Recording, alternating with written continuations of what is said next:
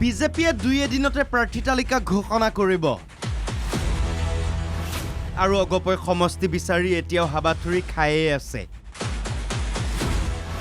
সমষ্টি দিব বুলি ৰৈ আছে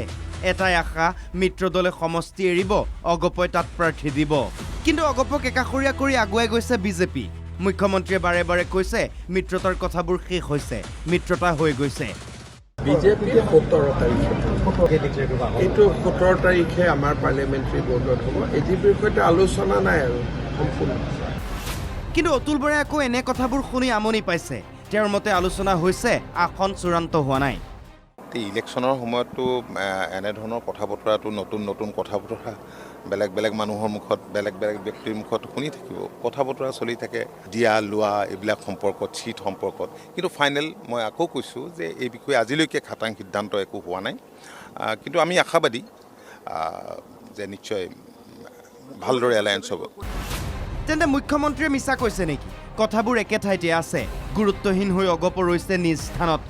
বিজেপিয়ে নিজৰ দায়িত্ব পালন কৰি গৈছে বিজেপিয়ে যি আচৰণ কৰিছে অগপৰ মিত্ৰতাক যিদৰে আওকাণ কৰিছে অতি দৃষ্টিকটু হৈছে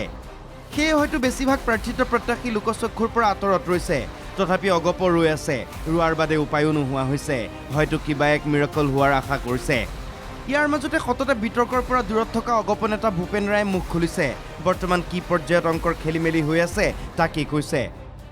অসম গণ পৰিষদ দলে অভয়াপুৰী বিধানসভা সমষ্টি আমি মধ্য গুৱাহাটী আমাৰ ৰমেন কলিতা ডাঙৰীয়াৰ সমষ্টি ঠিক তেনেধৰণে আমাৰ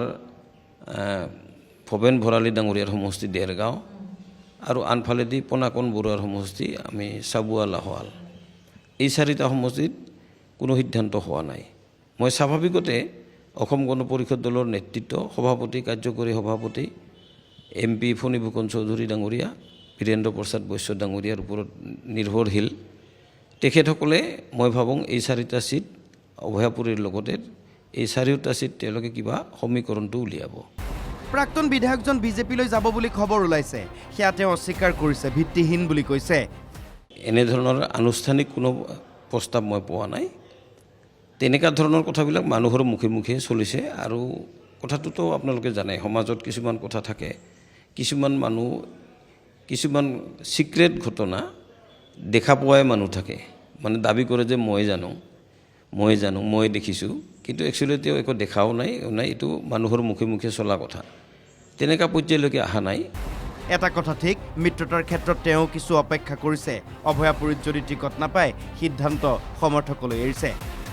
ভিডিঅ' জাৰ্নেলিষ্ট বিনয় কলিতাৰ সহযোগত কুশল কলিতাৰ ৰিপৰ্ট NKTV+